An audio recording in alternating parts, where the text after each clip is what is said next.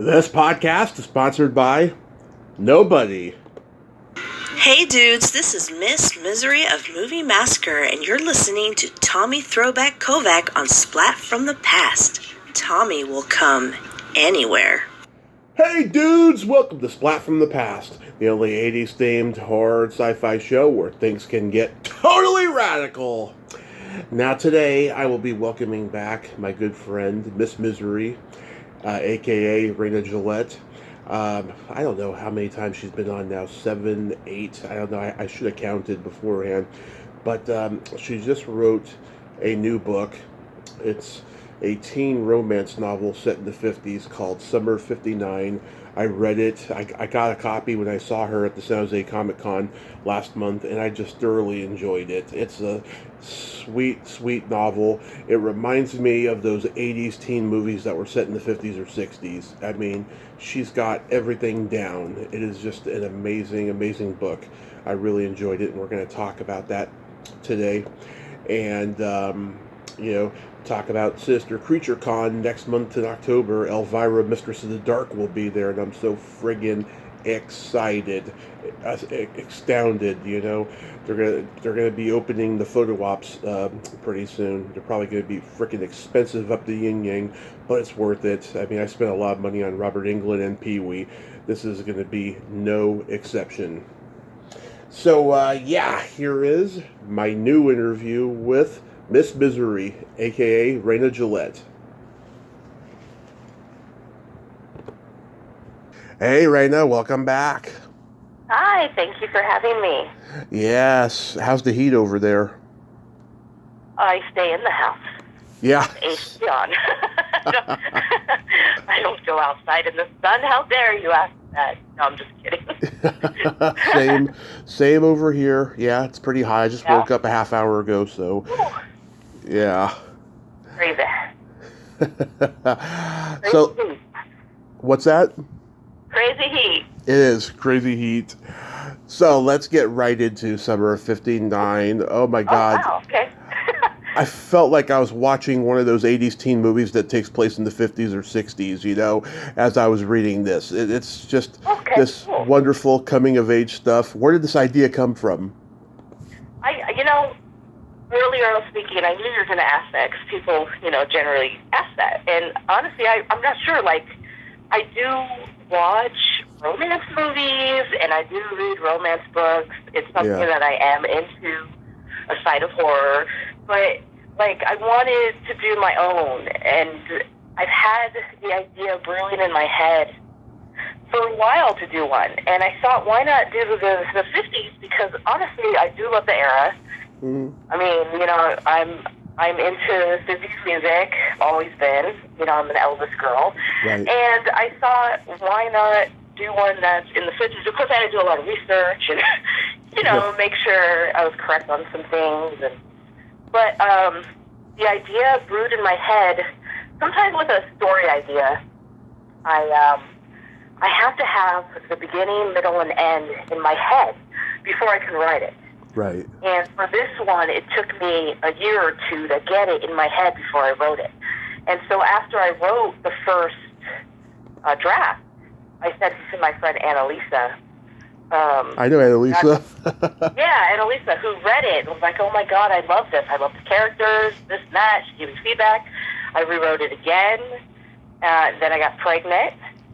That's how long ago I've had this story brewing, yeah. And my son's 5, so it's been a while. And then I started getting back into it after I gave birth, and I rewrote it again.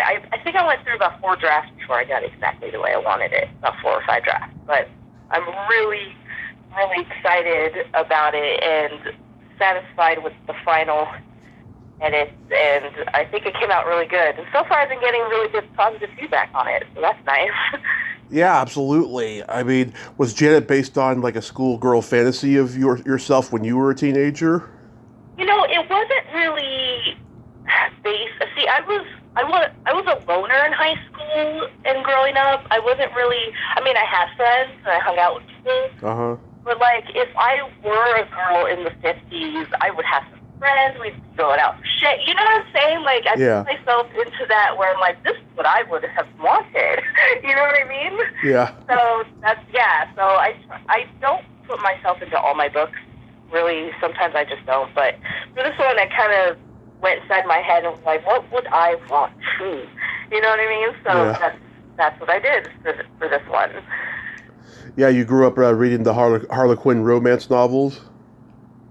So for growing up, I read nothing but horror and mysteries and Nancy Drew and all that. So I didn't read a lot of romance until I was older. Mm-hmm. But what I do remember is going over friends' houses and their grandmothers would be reading like Louis L'Amour books and Harley Quinn books, things like that. I've seen them, I know of them, right? But I just didn't really get into them until I was older. But right now, I would have to say, when was it? So I started getting more into like Hallmark romance movies years and years ago. I wasn't always into them, but I watched one because I think Chad Michael Murray was in one. I can't remember. I watched it. Yeah. I was like, my God, these are so cheesy and funny, but they're cool. They're fun to watch. I think they're fun to watch. And I started reading more rom-com type books and things like that. I have a bunch, I read those, and I read a lot of the young adult girl books still, So I was like, I want to write one. Why not? I know it's weird because I'm like, I write horror and I write shoot flash films, and then I come out with a romance novel. People are like, what? Record skip, huh? But I enjoyed it so much that I'm actually working on another one. So awesome.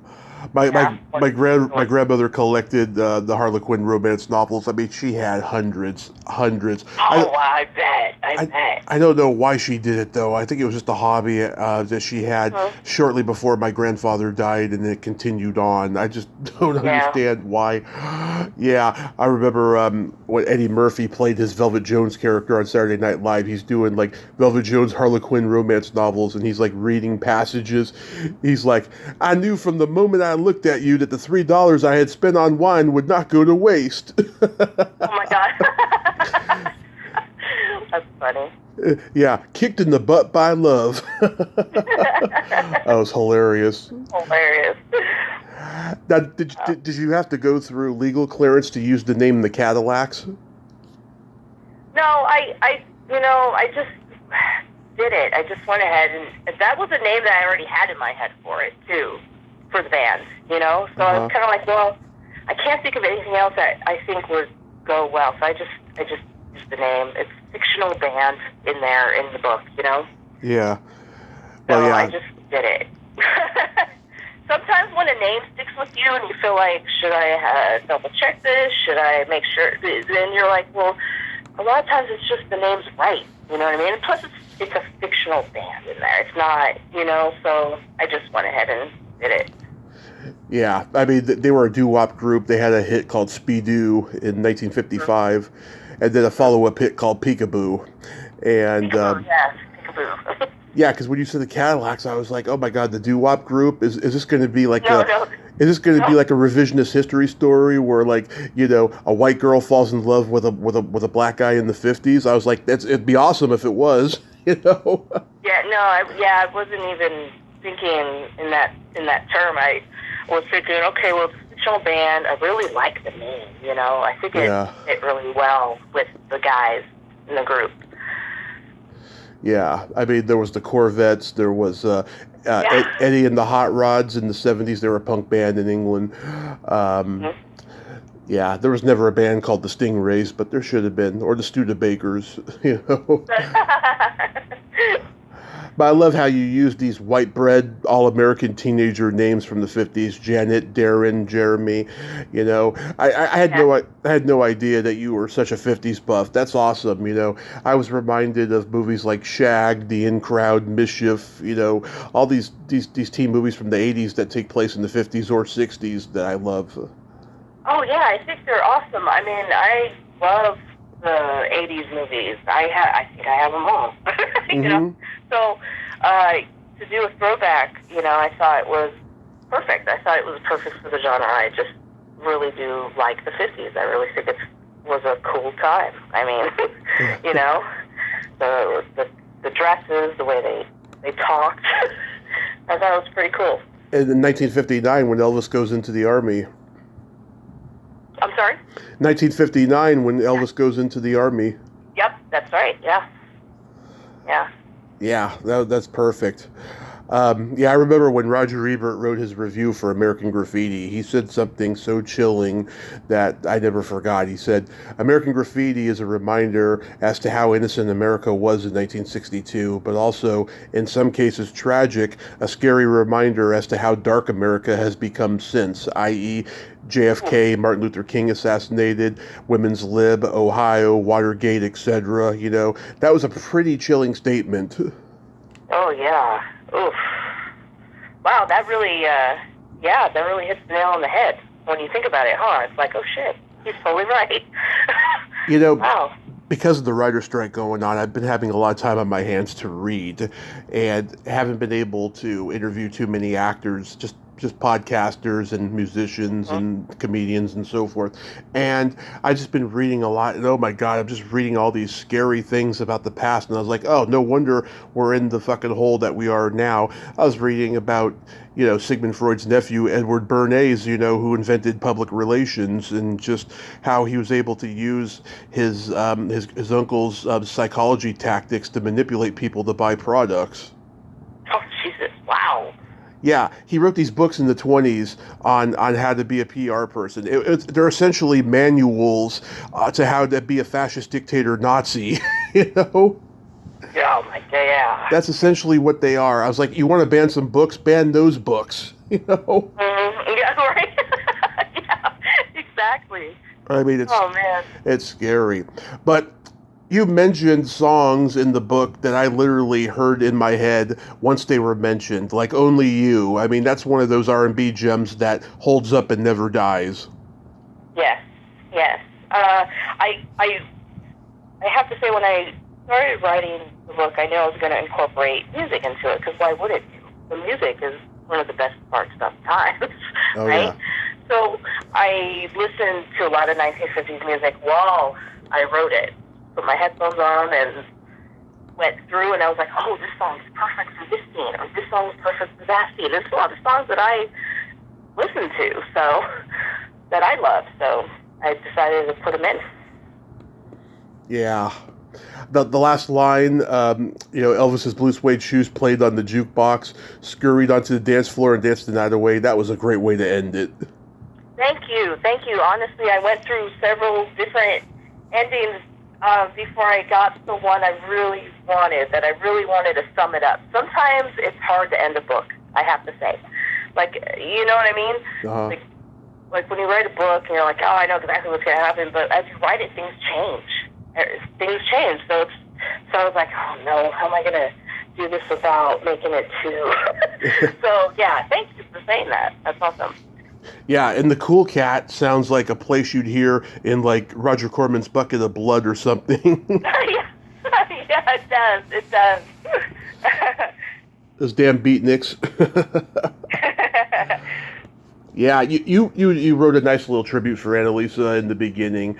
Yeah, I met her on Facebook in 2016, had coffee with her in Redwood City. She took the train to Redwood City where I was living at the time, and it was nice and a lot of fun. You know, I was being me. I was swearing and talking dirty, and she was a little put off by it. You know, and we didn't hang out again before I moved the following spring. But I've sent her my screenplays, and she's read them, and she thinks I'm a good writer, even though I write pretty dark and horrific stuff. Oh yeah, no, Annalisa's great. I've known her for years. She was in my Lucy Forgot Tales. Mm-hmm. And I loved working with her so much that she's got a bit part in Go Murder Spree as well. Uh-huh. Yeah, I feel bad that I kill her in both movies. I gotta do a movie where she lives. Yeah. Yeah, I better do that. That's so awesome. She loves dying though, so that's cool. Oh, she's made in the movies. She's made me laugh like late at night talking, and just the way she's good at improv. Oh yeah, no, she's very talented. She's great.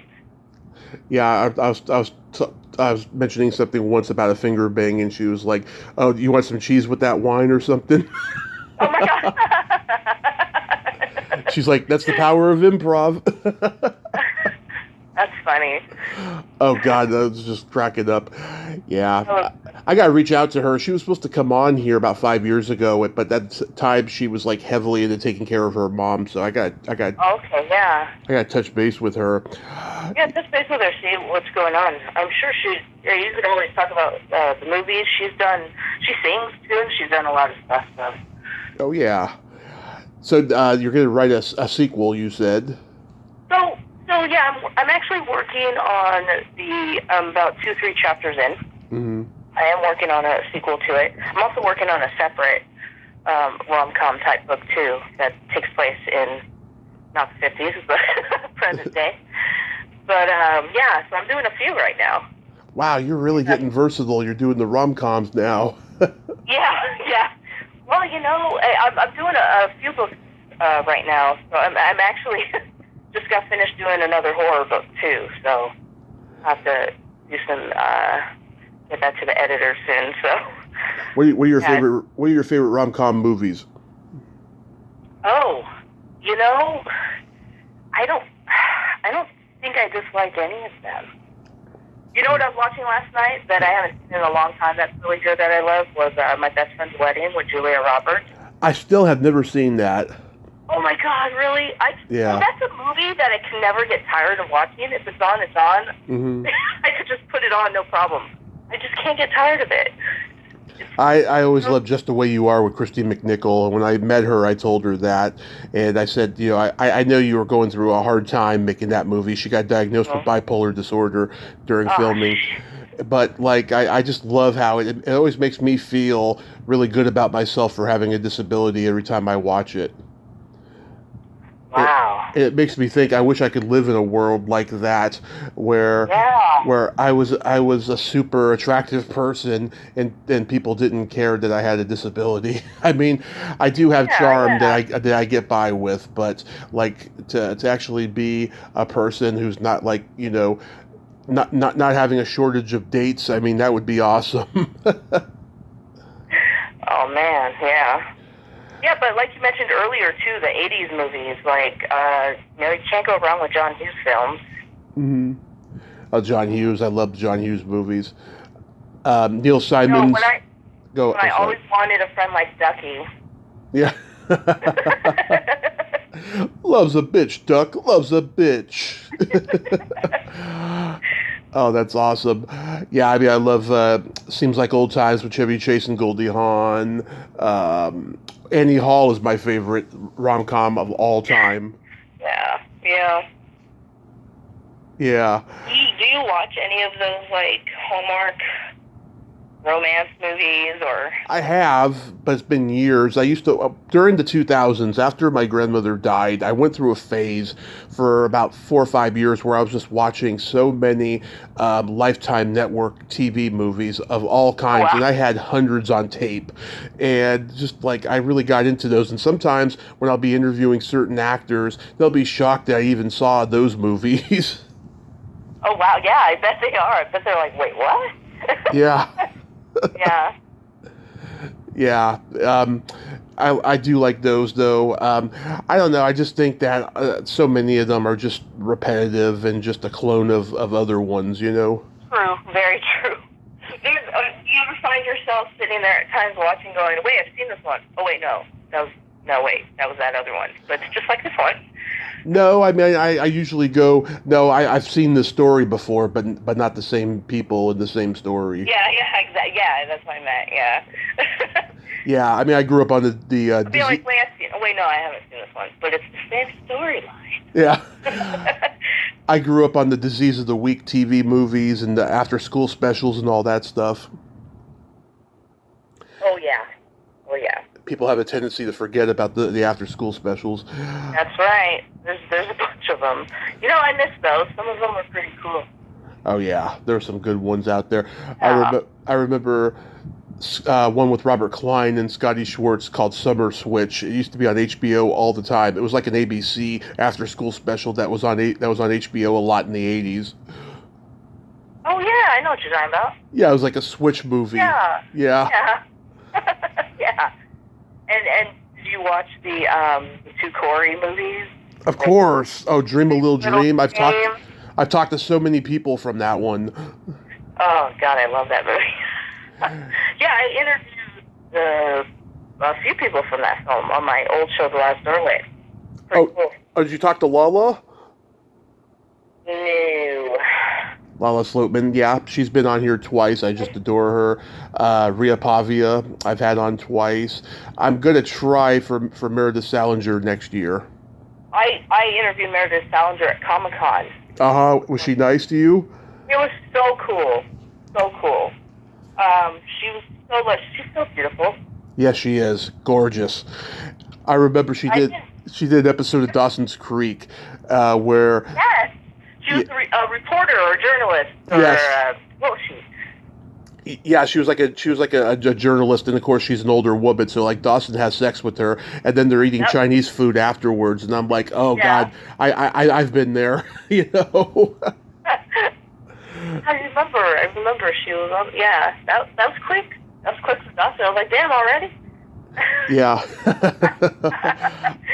I'm definitely gonna bring that up and stuff. She heard my interview with Lala, the first one, so I think I have a good chance of getting her. So we'll see. Cool. Yeah, I never interviewed. Lala. Corey Feldman or Corey Haim, but I have met both of them, but I never interviewed them. Yeah, and also I interviewed William McNamara and Matt Adler. Yeah. Oh wow, pretty cool. Yeah, Matt's kind of a serious guy, and I totally get it. When, you know, he's married to Laura San Giacomo from Pretty Woman, and she's kind of a tough girl from Brooklyn. So like I kind of get when you're married to someone at that kind of a level, you have a kind of like, you know, what do you want from me kind of an attitude. Yeah. I totally get it. You know, I mean, he was in Teen Wolf and he's a star in North Shore. You know, that's what I was focusing on. I didn't want to ask anything about his wife. I did give him a compliment about her at the end, though. Okay, cool. So cool.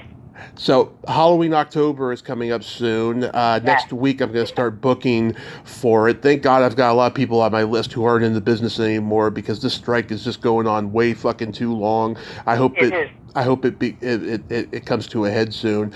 I hope I never become a victim of AI though. Although I would like an AI orgasm. I think that would be cool. One of these days you might just have one.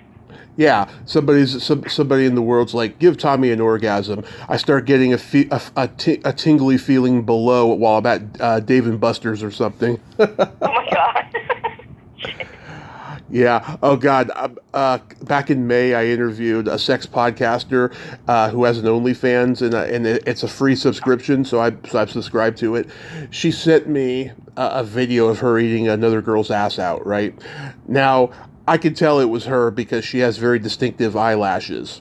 So I could see them, you know, standing out while she's underneath there and everything. And I thought that was pretty cool. I was like, wow, I didn't even know you went that way, because she's married, you know, to a guy. So I was like, okay. Wow, I didn't even know you went that way. That is so freaking awesome. You are so brave and cool. Yeah. Did you thank her for the Christmas present? Did I what? Thank her for the Christmas present? That was your Christmas present then. It was more like a birthday present. Oh, you have to get one every year. It was more like a birthday present. It was like, you know, right around that time. Oh. Yeah, it was really, really cool. Yeah, I sent her a video of me shooting my load to it, right? And then I did something stupid. I showed my face on camera. I did that only to prove it was me, that's all. But it was only for like 2 seconds because the 30-second cutoff, you know, happened. Oh my God. Yeah, well, the video has to be at least 30 seconds long before you could send it. I didn't know that. Yeah, because if it's longer, then it won't send. When you're doing it on like a cell phone, yeah. That's crazy. It is crazy. But then again, you're married, so you wouldn't know. I honestly don't. You learn something new every day. Yeah, but next month you'll be at Sister Creature Con, and Elvira will be there. Yes, I've met Cassandra a bunch of times at conventions through the years. She's very, very sweet. She's very nice. Yeah, I'm saving up the little money I have for this because I do want to do it. Every time I'm at Monsterpalooza, her line is so far into the parking lot, like I can't do it. But this time, I'm gonna make it a point to go to her table first. You know, you may see me 2 hours later. We'll see. Well, yeah, it's like 5 minutes from the con ends. Where were you? Oh yeah, you were in line. We did. It should go quick. It should be smooth. Sinister Creature Con's pretty good at their photo ops. Yeah, I didn't even know that they did photo ops. This is going to be a new experience for me doing a photo op at Sinister Creature Con. Oh, cool. Okay. Sounds fun. Her and I have many mutual friends, like all the old Groundlings and the greatest rock groupie of all time, Pamela Des Barres. Yeah, and so this is going to be a good meeting. I just hope it goes well. I hope she's not overwhelmed to the point where she's not friendly with people. You know. Oh no, she'll be fine. She's cool, calm, and collected. Yeah. So she'll be good. You know Audrey. She's one of Tim's people at Sister Creature Con. Oh, yeah. I think I know what he's talking about, yeah. Yeah, so when I was at the last one, me and my buddy Rudy were just walking out, and she says to me, "Hey, I like your Killer Clowns t-shirt." And I was like, "Oh, thanks." And she's like, "We're doing an anniversary screening pretty soon," and she gave me a flyer for it. I couldn't go, but we like exchanged info, and she told me about her podcast. I listened. I was laughing my ass off and stuff. Nice. Yeah, so I'm going to reach out to her to come on for October if she has time to do it and stuff. I was like, well, we could have a pretty funny conversation. Yeah, October seems to be the busy month, you know? Yeah. You have to get everyone definitely in advance. Yeah, it gets crazy. October gets crazy. October's like that time where like, oh, I'm going to go do stuff. I'm going to do all the Halloween stuff. Then you start to get booked up. You know what I mean? It's like, oh, crap. It's a busy month. Yeah. Yeah. I go every year. I'm like, no, take a break in October. Enjoy October. Nope, booked up. Get something to do. We shall see. Are you gonna go on my friend Greg's podcast soon? I think he wrote to me. Yeah, I got to write him back. He's on my list of things of people I need to message back. I've got this whole planner filled with my stuff I have to do all the time. You'll have a great conversation with him. Is he the one that has the 2-hour podcast? The 2-hour show? Or I'm sorry? does he have a 2-hour show or 1 hour? I can't remember. He has done shows that go over 2 hours, but if you just give him, a time limit, everything should be good. Wow. Yeah. Okay, cool. Yeah. I gotta hit him up then. Yeah, I mean, I've seen him do 30 minutes. I've seen him do 2 hours. I did a 3-hour and 30-minute one with him. Wow, what a record. Oh, we were like, no. Paul Sandman, the special effects guy who wrote books about Blade Runner and all the sci-fi movies that he worked on. Oh, that was a five-hour podcast. Oh my God. He holds the record. And I told him, I said, Paul, don't break that record with me. Let's do 2 hours and 30 minutes or whatever it was. Yeah. Wow. Oh my God. I couldn't go that long. I barely wanted to go 3 hours and 30 minutes with Greg, but we were just talking about, podcasting and conventions and all that stuff. And I'm coming back on next month.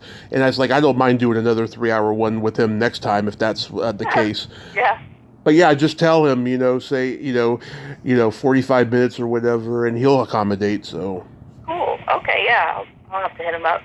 Sounds good. Sounds fun. It's something I love about you is that all the times you've come on here, you've never come on here as your persona, Miss Misery, without telling me. And I'll tell you, when I interviewed Vincent Vandell in 2018, he did that to me. He came on as Vincent, and I called him Jeff, and it created this awkwardness. And I got out, and I always do this if something like this happens. I always get out of it by saying, I'm sorry, Vincent, you look like a Jeff. Oh, nice. Yeah. I went on someone's show. This guy, his name's Scott the Icon Halmrest. He has a show that he does with like three other people, and I called him Scott instead of Icon. I was like, I'm sorry, Icon. You look like a Scott, to get out of it. Well, unless we, ahead of time book it as Miss Misery or Raina Young, it kind of, people do get confused. What are you coming on as tonight? Like, people do get confused. I'm like, well, we're going to do this and not this, so I'll be this tonight, not that. You know what I mean? So yeah. Switch. I have to switch off and on. I do more than just horror hosting, so. Oh, yeah. I mean, Lamia told me that she was coming on as Lamia and she wasn't going to be Christina or whatever her real name was. Okay. So, yeah, I mean, I just appreciate it if they're going to let me know first, because otherwise it's going to be awkward, Lord Blooddraw, I don't know who the hell he is. He's either one. Uh-huh.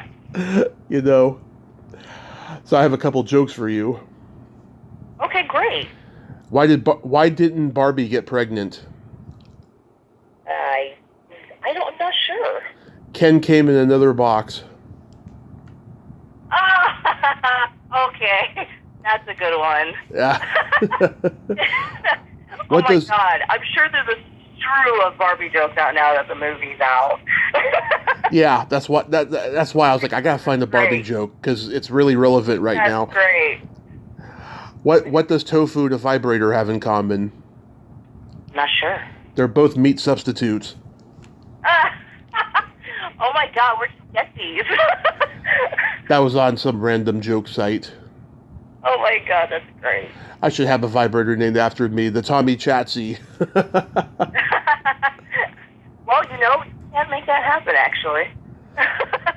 Oh, what, somebody in the vibrator Put your business? mind to it, you can make it happen.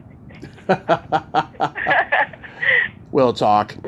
Raina. Yeah, that's great. Raina, love you so much. Thank you for writing this wonderful book. And well, thank you for reading it. Absolutely. And I'll talk to you soon and see you soon. And be safe out there. You too. Thank you so much. I will talk to you soon. Thank you so much. Bye-bye. Bye. Well, there you have it. Raina Gillette. Ain't she a sweetheart? I just love her. And I just love her sense of humor. So body. I just love her. And that was a great talk today. Well, until next time, this is Tommy Throwback Kovac saying there's no shame in living in the past because the present sucks. Later, dudes.